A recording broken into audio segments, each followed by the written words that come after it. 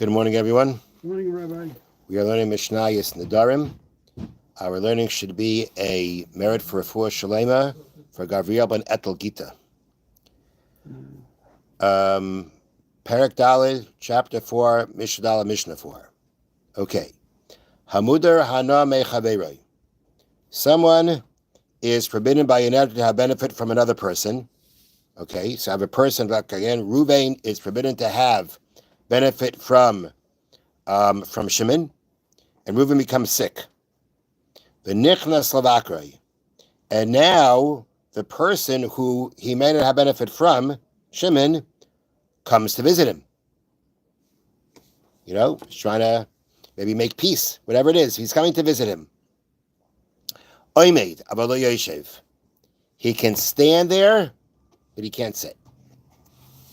That's what the Mishnah says. He can stand there, but he cannot sit. What does this mean? What's the explanation to this? So the explanation is as follows. I'm going to read to you here from how they explain it. The law is that one may not take payment for visiting a sick person because it's a mitzvah. But one may be paid for sitting with a sick person, since in that case he stays for a while. And since one fulfills the mitzvah just by standing there for a short time, it is permitted to take payment for sitting down and staying longer. So basically, for the essential mitzvah, you cannot take pay. But, so to speak, what you add on more, you could take pay for. And you can understand sitting with a person who is ill means you're spending time there and stuff like that. There would be something that it would make sense to take payment for. So therefore, the Mishnah says, if you're just standing, right? If you're just standing there, so therefore, if the mother sits with him for free, does not charge him, he gives him he gives him a benefit to the mother. Meaning, if I can charge, and it's typical to charge. I mean, if no one ever charges for sitting, it's not going to make a difference. But sitting, it's possible to charge, and if it is in this place they do charge for it, and you don't charge him for sitting there, you've given him a free service. And that's called he's benefiting from you and he's not allowed to. However, if he stands and stays for only a short time, in which case he may not take payment, he does not provide any benefit to the mudar by doing so for free. So basically, standing there, meaning doing a short visit, there's no payment for that. I mean, you're not even allowed to take payment for that. That's the essential mitzvah of visiting the sick. But sitting with him, which you could take payment for, and you're not taking payment from him, you're giving it to him for free, that's called giving him a benefit. Again, assuming that it's a place where they would take payment for such a thing. Now, another thing they point out is the following. Although a sick person feels better when someone comes to visit him, so you're giving him benefit. He's feeling better. This is still permitted. Why? Now, here's the explanation they give. Because the madir's main intention in coming is to fulfill the mitzvah of visiting the sick. Since he is visiting in order to fulfill his obligation, the benefit to the mudar is only a byproduct and is permitted. Interesting idea. Can't say I fully understand it.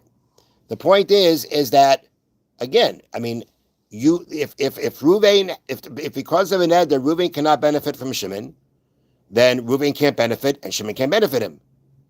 So we're saying here, Shimon is not coming here to benefit Reuven. He's coming here to do a mitzvah. That's what he's here for. And now it comes out that there's a benefit from it to Reuven. It's a byproduct. It's indirect. And therefore, it's not called that he's benefiting in a prohibited way. Now, I don't fully understand this because you're visiting him to make him feel better. I mean, what are you visiting him for? You're not visiting him there, visiting him like putting on shotness. You're visiting there to do something for him. So I'm not sure why that alone is not considered benefiting from him. It's not clear to me. But that's the idea that's explained here. The person is coming to do a mitzvah, and you're benefiting from his mitzvah. That seems to be a byproduct, seems to be called indirect. And therefore, the Mishnah says that it's not a problem. Now, the Mishnah continues, Umarapeyu rufuas nefesh avaloi refuas mammon. And you can heal him, what the Mishnah reads as a healing of the soul, but not a healing of his property. That means if the person who the sick man cannot have benefit from is a doctor, he has medical knowledge, right? So, it's Mishnah says he can heal him. He can heal him. Now, what that means is like this. He can heal him. Yeah, he's whatever it means. If he had whatever knowledge he has to heal the person, he can heal him physically. That's what it means. Refuas mammon. Refuas hanefesh, the refuah of the soul. Here it means to heal his body. That he can do. Why could he do it? So again, similar to what we said before, there is a mitzvah to heal someone. The same way you return a person as a lost object, you return him his health. You return him himself. You return himself to himself, so to speak. It's included in the mitzvah. So when this benefit of being healed, right? I'm doing it like we said before by visiting the sick. I'm doing it to fulfill my mitzvah, and the fact you get healed is a byproduct of that. Similar idea to what before, but the point is based on is focused on the idea that when the healing someone is a mitzvah. It's part of the mitzvah of returning a lost. If you have to return a person's lost object, then certainly you return him his health, and therefore you could do it. However, avaloi refuas mammon, you cannot heal his money. That means if his animal is sick, right, you can't heal the animal. That's already called a benefit. So that's already called a benefit. If you help you're basically again healing his property is returning. Well, I shouldn't say that. I mean, it may. Well, we'll have to get into that in a second. But the point is, so the Mishnah says you cannot heal his mum, means you can't heal his animal. So they bring it in here like this. He may, however, advise him as to which medicine to give the animal, as long as he does not heal it directly. Okay, if you give to directly heal the animal, it's called giving the person benefit. Which again, I'm not 100% sure what that means, because we had before, like returning him a lost object. Okay, we call that a mitzvah. We also had, right, paying up his debt. We said you're helping him hold on to what's his, right? So, his animal is sick, you're also helping him hold on to what's his. You're not giving him something new. But okay, maybe there's a difference, directly helping him hold on to his animal is similar to what we had yesterday, feeding the animal. That's called giving him that, benefit of his property. So that's called a benefit. Healing directly is called a benefit.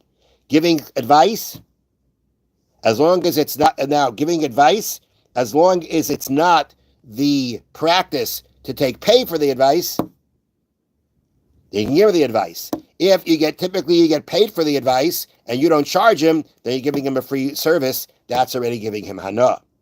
Now, another thing is that a very interesting distinction here, and that is, we said to heal the person's body, you could heal him. Heal his animal, you can't. That really depends.